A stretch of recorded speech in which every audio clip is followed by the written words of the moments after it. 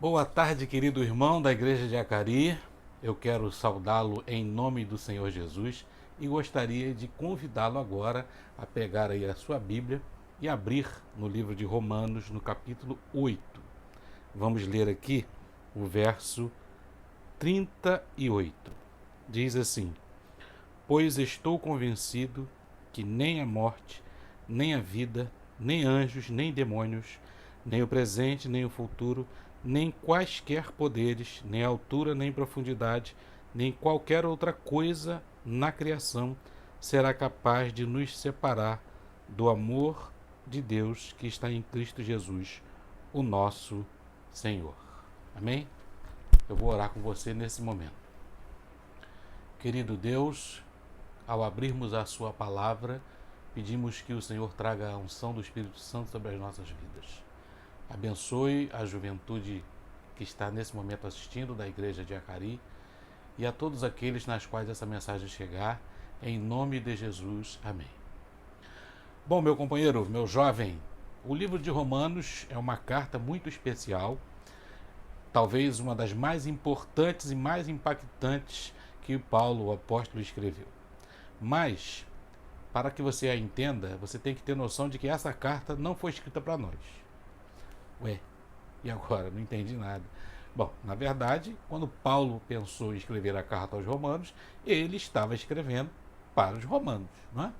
Assim como quando ele escreveu para os efésios, para os coríntios, para os tessalonicenses, ele não tinha a menor ideia de que aquilo um dia ia virar a Bíblia, a Escritura Sagrada. Os livros de Paulo foram reunidos muitos anos depois que ele morreu para se tornar parte importante do nosso Novo Testamento. E qual era o problema que existia na igreja de Roma? Bom, a igreja de Roma, curiosamente, foi uma igreja que não foi fundada pelo apóstolo Paulo. Alguns teólogos dizem ou supõem que essa igreja foi formada por um grupo de judeus que viviam na dispersão, né? Quando foram lá em Jerusalém por ocasião da Páscoa e viram o Pentecoste. Ao ver o Pentecoste, receberam a mensagem do Cristo e voltaram para Roma, fundando ali uma comunidade de judeus que agora acreditavam que Jesus era o Messias, o Senhor prometido. Quando se fala em igreja que está em Roma, tira da sua cabeça que tinha um prédio lá escrito Igreja Cristã de Roma. Não havia. A igreja em Roma era apenas um grupo de pessoas que acreditavam em Cristo, assim como em outros locais também. Eles não tinham um prédio como nós temos hoje, ou um templo para adorar. Eram grupos pequenos, né, de no máximo 60 pessoas, que se reuniam nas casas. Acontece que, durante um período, o imperador Cláudio expulsou os judeus de Roma. Isso incluía os judeus que agora acreditavam no Messias, os judeus cristãos. E eles foram retirados e a igreja de Roma ficou apenas com os gentios, ou melhor, com os prosélitos, né? Que são os prosélitos? Eram aqueles gentios que iam à sinagoga, não se circuncidavam, mas seguiam ali os mandamentos da Torá. E agora, todos convertidos ao cristianismo, sendo que a parte dos judeus tinha ido embora expulsa. Quando esse decreto ele cai e os judeus agora voltam, eles encontram ali uma igreja. Estou falando dos judeus cristãos, tá? Não são todos os judeus, não. Os judeus cristãos voltam agora para a sua comunidade e encontram um grupo de gentios enorme, né? Porque eles ficaram ali tomando conta da igreja. E aí começam os conflitos. Os conflitos começam por causa de quê? Dos costumes, da lei, né? Da questão dos mandamentos de Deus, as ordenanças judaicas, tudo aquilo começa a entrar em conflito. E o apóstolo Paulo agora escreve uma carta para resolver esse problema, que é muito importante para nós. Eu disse para você que a carta não foi escrita para nós, mas ela serve para nós, né? Assim como, né, quando eu era pequeno, eu usava a roupa lá das Dorcas, né? A roupa não era minha, mas serviu para mim. Então, a carta serve para nós porque ela vem falando sobre como Deus planejou para que nós pudéssemos ser salvos. ok? Não vamos entrar aqui nas sessões, mas nós estamos aqui no capítulo 8. E o capítulo 8 de Romanos, o apóstolo começa falando sobre a realidade da nossa natureza. Diz assim no verso 1: portanto, agora já não há condenação para os que estão em Cristo Jesus. Ele começa a dizer que todos, incluindo os judeus, né? Todos, judeus e gentios, todos pecaram. E todos estavam sob a condenação da lei. Todos eram inimigos de Deus. Todos eram filhos da ira de Deus. E é exatamente por isso que agora, quando eles conhecem a Cristo e recebem o Espírito Santo, a condenação foi anulada. Já não existe mais condenação. E o apóstolo Paulo passa a descrever alguns versículos sobre dois tipos de pessoas que existem, né? As pessoas que possuem a natureza carnal e as pessoas que possuem a natureza espiritual. Bom, quando Adão foi criado, ele só tinha uma natureza. A natureza dele só se voltava para Deus. Nós podemos dizer então que ele só tinha a natureza espiritual. Apesar de ser um ser moralmente livre, ele só possuía uma natureza. A partir do momento que ele pecou, ele perdeu essa conexão com Deus. E então, perdida essa conexão com Deus, ele agora tem uma natureza que é chamada de carnal. A humanidade passou a ter essa natureza. Quando Cristo veio a esse mundo, ele, na cruz, conquistou para nós o poder do Espírito Santo. E ele nos trouxe a natureza espiritual também. O problema é que agora nós vivemos um conflito. Porque nós agora temos duas naturezas morando dentro de nós. A natureza carnal e a natureza espiritual. Veja, quem tem apenas a natureza carnal pode ser uma pessoa feliz indo para a morte. Porque ele não tem conflito nenhum com ele. Qual o conflito que tem uma pessoa que usa drogas e não tem nenhum peso na consciência? Ele vai usando até morrer. As pessoas que vivem de acordo com a natureza carnal não têm nenhum conflito. Agora, quando você possui a natureza carnal e adquiriu, quando você aceitou Jesus, a natureza espiritual, você começa a ter um conflito dentro de você. Porque agora essas duas naturezas lutam. E o apóstolo Paulo vem dizer também aqui, que quando nós adquirimos essa natureza e vivemos pelo Espírito, no verso 14 ele diz: porque todos os que são guiados pelo Espírito de Deus são filhos de Deus. Os filhos de Deus são aqueles que vivem guiados pelo Espírito Santo de Deus. E é por isso que lá na carta de Coríntios ele diz: as coisas espirituais se discernem espiritualmente. O que é viver no Espírito, meu amigo? O que é estar conectado com o Espírito? É você manter comunhão com Deus diariamente, para que a voz e a influência do Espírito Santo atinja o seu coração todo dia e o meu também. Você sabe por quê? Porque nem todas as respostas você vai encontrar claramente descritas na Bíblia. Você vai ficar espantado, né? A Bíblia não tem resposta para tudo? Não, não tem. Por exemplo, o que a Bíblia fala sobre eutanásia? Você sabe o que é eutanásia, né? Você está com um parente, espero que não esteja, né? Entre a vida e a morte no hospital, lá dependendo de aparelhos. E aí você fica naquela angústia, né? A pessoa está sofrendo, mas só sofre porque tem aparelho mantendo ela viva. Se eu desligar o aparelho, ela morre, mas aí eu posso estar cometendo um assassinato. E eu fico nessa angústia, deixo a pessoa viva, sofrendo, deixo a morte seguir seu curso natural, porque, né, se não tivesse aquilo ali, a morte teria chegado, era o curso natural da vida.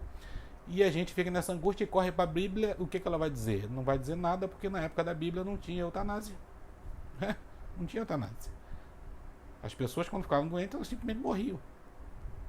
Então eu preciso de algo mais da influência do Espírito Santo para me responder sobre estas questões. Existem outras, muitas outras, né? Aí fica aquele jovem falando assim: pode usar tatuagem? Olha, se você perguntar para mim assim, você acha que jovem pode usar tatuagem? Eu vou dizer, a minha experiência com Cristo diz que eu não devo usar. Mas eu não vou poder pegar um verso bíblico para você e dizer assim, é proibido usar tatuagem, porque esse verso não tem. Ah, tem um verso lá em Levítico que diz que não marcará de seu corpo. Irmãos, aquilo ali não tem nada a ver com tatuagem em si, do jeito que nós conhecemos hoje. Eram marcas que as pessoas faziam para poder se dedicar a ídolos, né? Você não pode comparar isso com a florzinha que a pessoa desenhou no tornozelo. Agora, a minha relação com Cristo diz que eu não devo fazer isso. E aí eu posso citar os versos que me influenciam, né? Não ameis o mundo, nem as coisas que há no mundo. Se alguém ama o mundo, o amor do Pai não está nele. Esse é um verso que eu uso para mim. Agora, eu não posso usar esse verso e dizer assim, ó, quem está fazendo isso está amando o mundo. Depende da sua relação. É por isso que nós precisamos ser guiados pelo Espírito, né? Precisamos ser guiados pelo Espírito. E aí o apóstolo Paulo continua aqui dizendo o seguinte, que o Espírito Santo nos ajuda nas nossas fraquezas. Olha que coisa interessante quando ele diz aqui, ó. Ele diz que o Espírito Santo nos auxilia nas nossas fraquezas, pois não sabemos orar como convém, mas o Espírito intercede por nós com gemidos inexprimíveis. É mais ou menos assim. Nós sabemos que Jesus está no céu agora intercedendo por nós. E aí você diz, aleluia, né? Temos um advogado junto ao Pai. Mas não é só isso. O apóstolo Paulo está falando que Jesus, ou melhor, que o Espírito Santo também intercede por nós. Olha que coisa boa. Você tem Jesus intercedendo por você e você tem o Espírito Santo intercedendo por você. Intercedendo como? Quando você ora, nós não sabemos orar como convém. Nós não sabemos. E às vezes eu estou orando lá e eu tenho a completa certeza agora que lá no céu o Espírito Santo está falando assim, pai, não é isso que o Benjamin quis dizer, não. É porque ele é pecador, ele não sabe orar direito, ele não sabe nem pedir direito, ele pede o que nem é bom para ele. Eu vou traduzir aqui a oração para você, né? E o Espírito Santo está ali com a gente, nos ajudando, sendo o nosso apoio e intercedendo junto do Pai. Mas não é só isso. Aqui diz assim, olha, capítulo 8, verso 27. E aquele que sonda os corações conhece a intenção do Espírito, porque o Espírito intercede pelos santos de acordo com a vontade de Deus. O Espírito intercede por nós, porque essa é a vontade de Deus. Olha só. Deus quer que você seja salvo. O Espírito quer que você seja salvo. Jesus quer que você seja salvo. Os anjos querem que você seja salvo. Todo mundo quer que você seja salvo. A única pessoa que pode atrapalhar essa salvação é você mesmo.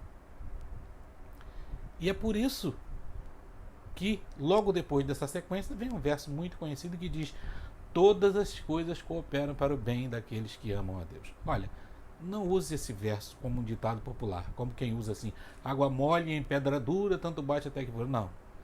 Não use esse verso assim, perdi meu emprego, todas as coisas cooperam para o bem. Quebrei minha perna, todas as coisas cooperam para o bem. Não é isso que Paulo está dizendo. Paulo não está dizendo que coisas ruins que acontecem conosco nesse mundo cooperam para o nosso bem aqui. Não. Ele está falando no contexto da salvação. Todas as coisas estão cooperando para o bem maior. Qual é o bem maior? O bem maior é que você tenha uma casa aqui nessa vida? O bem maior é que você tenha um carro? O bem maior é que você tenha saúde? Tudo isso são coisas boas, mas o bem supremo que Deus deseja é que nós estejamos salvos. E é por isso que nós estamos conectados com Cristo. E é por isso que no mesmo capítulo ele diz assim: se Deus é por nós, quem será contra nós? Ou seja, o diabo tenta nos retirar, nos acusar, nos separar, nos desconectar. Mas Jesus diz assim, não há nada que possa nos separar do amor de Deus que está em Cristo Jesus, o nosso Senhor. Meu jovem, preste atenção. Se você mantiver comunhão com o Espírito Santo todas as manhãs, procurando a Deus na primeira hora do dia, buscando o seu reino e a sua justiça, bem cedo, quando você acordar, você terá a justiça de Cristo, que é o seu perdão e o direito à salvação. E além disso, ele vai acrescentar as outras coisas. Aí sim ele vai acrescentar aquilo que você precisa comer, que você precisa vestir e vai realizar os desejos do seu coração. Mas as coisas que contribuem para o seu bem são a intercessão de Cristo, a intercessão do Espírito, a vontade do Pai. Os três trabalhando para que nós estejamos salvos. Amém? Isso é maravilhoso, não é? E eu espero que você nunca se desconecte de Cristo, porque só nós podemos quebrar esse laço. Se estivermos em Cristo, nós alcançaremos a salvação pelo que Ele fez. Amém.